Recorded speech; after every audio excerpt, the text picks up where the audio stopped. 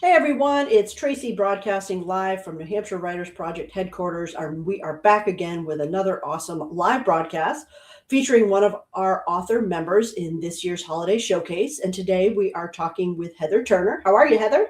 Hi there, how are you? Doing well. I'm glad you could join me today. I'm interested in learning more about your book and sharing with Mhm. our audience.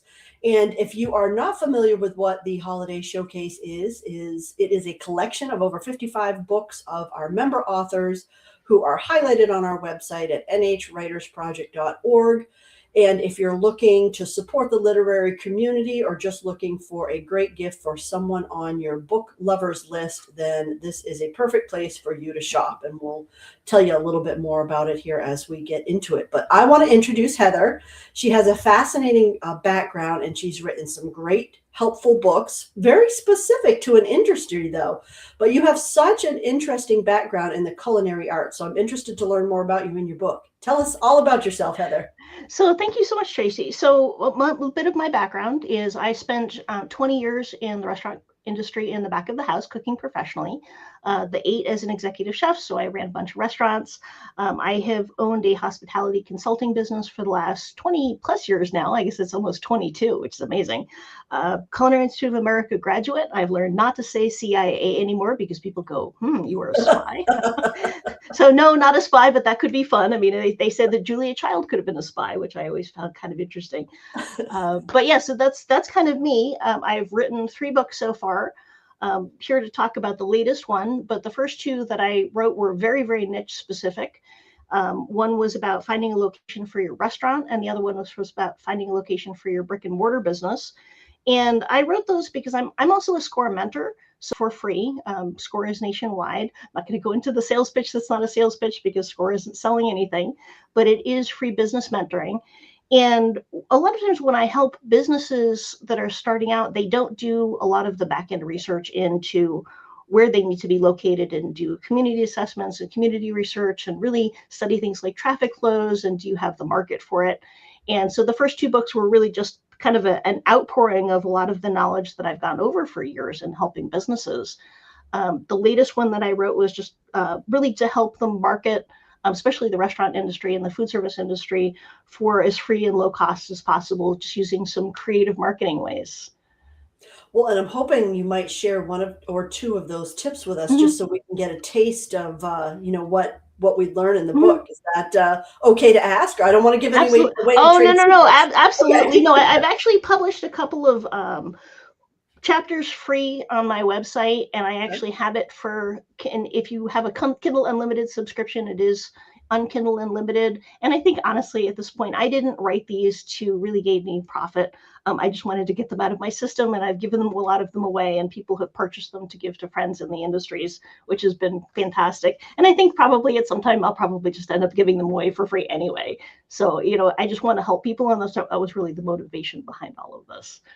Yeah, and that really is evident that you love helping people. I mean, you have a laundry list of the places you have spoken, your nonprofit involvement. I mean, you've just helped so many amazing people. Talk to us a little bit about that. What kind of inspired you to just give back? Well, I've always liked to write, and I'll be the first to admit I am not the greatest writer in the world. I'm dyslexic. So when I started creative writing back in, I think, middle school, I got kind of really dinged by my English teachers, and this was before much was really known about dyslexia. And I moved to a lot of different schools, so they never caught it till I was in college. And this is my shameful secret, which I think is kind of interesting, though, is my 10th grade English teacher basically put me off writing completely for years and years and years. Oh, geez. But I started, well, the interesting thing is I started writing again probably about 15 years ago and started writing sort of educational, helpful blog posts. At least that's what I was aiming for, and found that I really liked it. Again, I'm the first to admit I am not the best writer in the world, but things like Pro Writing Aid and Grammarly have been really, really helpful. And the books that I've put out have been edited professionally. So I have the world's best editor. I love her to death. I've known her for years. That's wonderful. And I know Mm-hmm. because, we were talking before we went live Mm-hmm. here that you also have a wonderful give back strategy. So not only do you embody the give back Mhm. strategy in what you do, as is evident on your website and with talking to you. But I know that not just for the holiday Mhm. season, but Mhm. ongoing, you give Mhm. back through sales of your book. Can you tell us a little bit about that?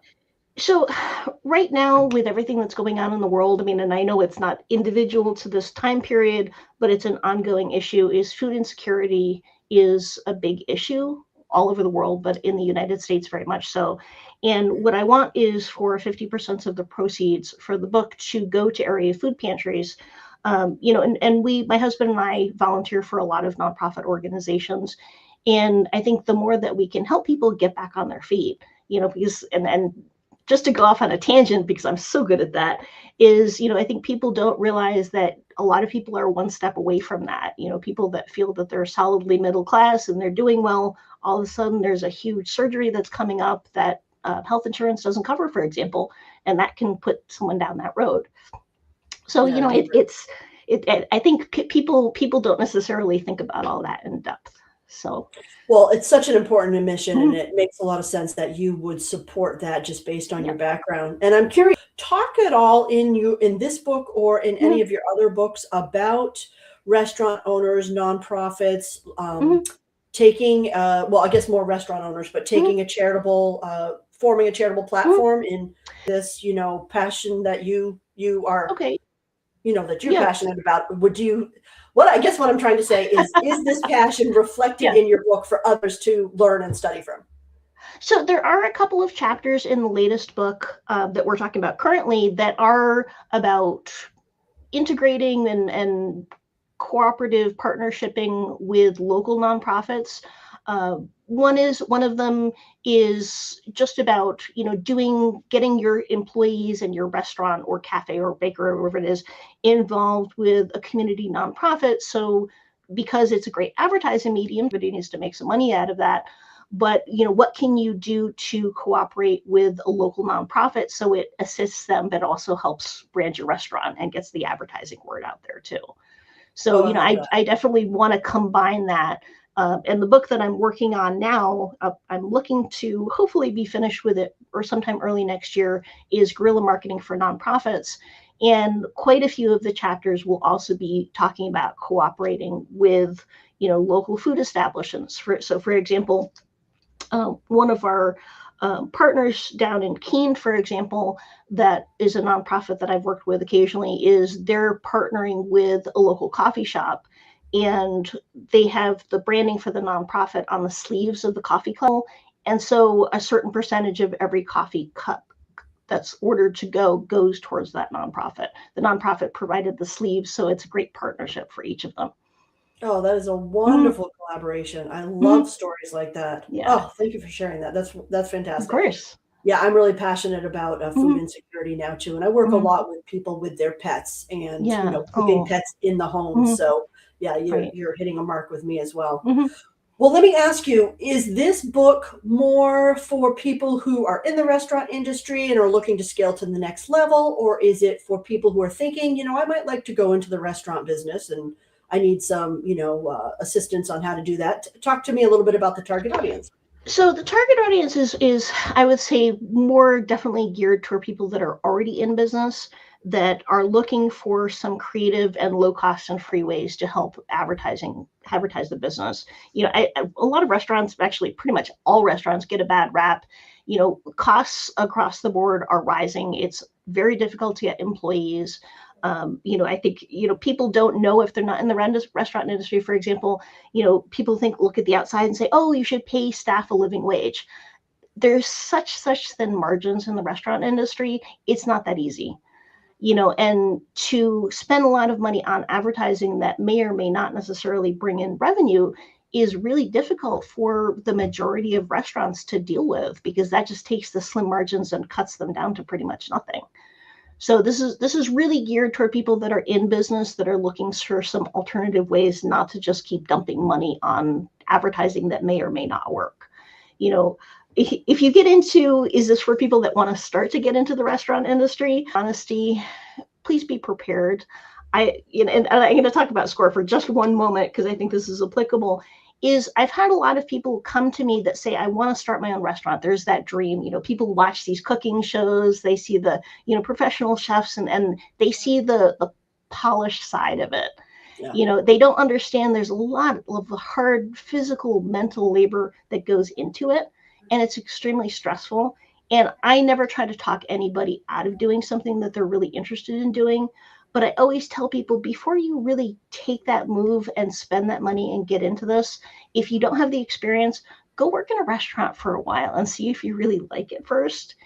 And the vast majority of people that have taken that advice, with the exception of one, have done that and come back to me and said, Heather, I'm so glad you told me to do that, because I don't want to do this. This is like not my cup of tea. I had this like dream bubble in my head.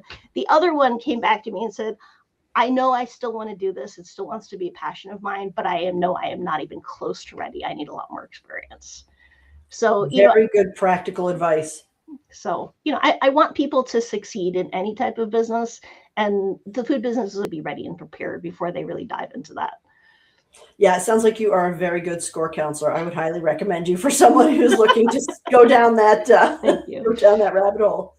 Well, if you are just joining us, we are talking with Heather Turner, who is the author of Outsmart, Outserve and Order Up, Guerrilla Marketing Tactics for Culinary Operators. And she is one of over 55 member authors who are featured on our website for our 2025 holiday showcase.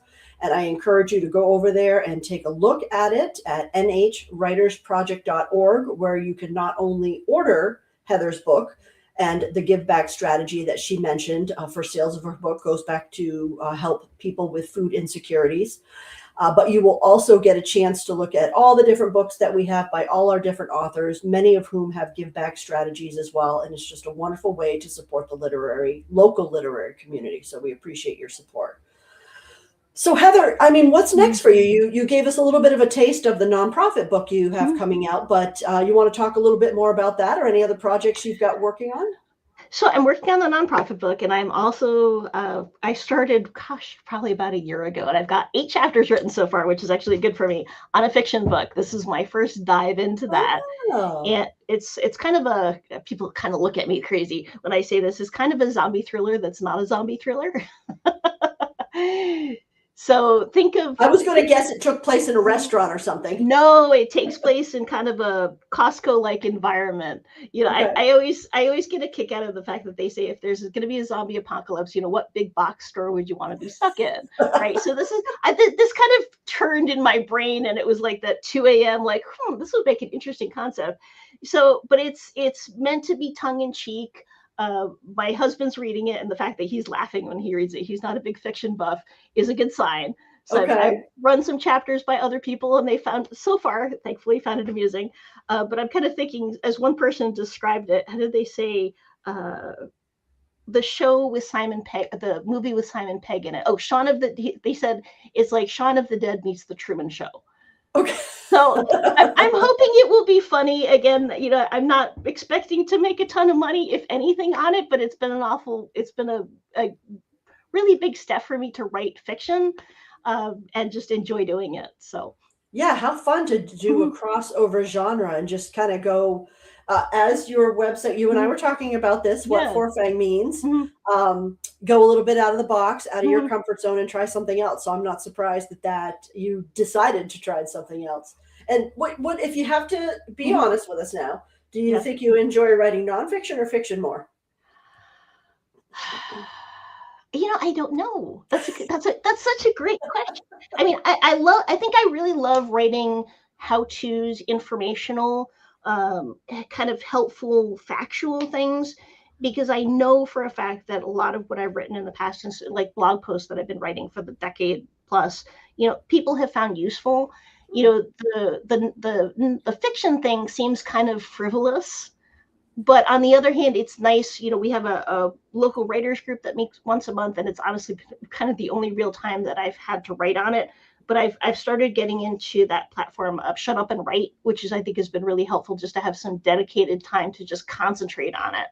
Yeah. And I think the biggest challenge with that is I'm really good and really organized about sitting down and writing the factual nonfiction chapters, but getting around to concentrating on the fiction book has been low on the priority list. So Well, if you are interested in learning more about Heather and her books and all of the wonderful uh, organizations that she works with to help through nonprofits, then head over to Forfeng Designs, FORFENG Designs.com, and you can learn all about her. Heather, I'm really enjoying our conversation today. I appreciate your time. And I think before we part ways, is there anything else that we should know about you or about your books at all? I just want to help people. That's really what it boils down to. If, and I'm going to throw this out there, if you can't afford to buy a book and you really, really need it, just email me. I'll send you one. Please don't go crazy with that. I mean, not that I would not. They're kind of niche things. But again, I didn't write these just for any particular reason other than to try to help some people out. So that's really the aim behind that. Well, you are truly amazing, and thank you for everything you do for nonprofits, for people with food insecurities, and for your industry and helping people potentially realize a dream through your writings in your book. So thank you, everybody, for tuning in today. We appreciate it. I've had a wonderful conversation with Heather. I hope you all have a wonderful holiday, and stay tuned for more live broadcasts coming up over the next several days. All right. Take care, everyone. Bye-bye. Happy holidays. Bye-bye.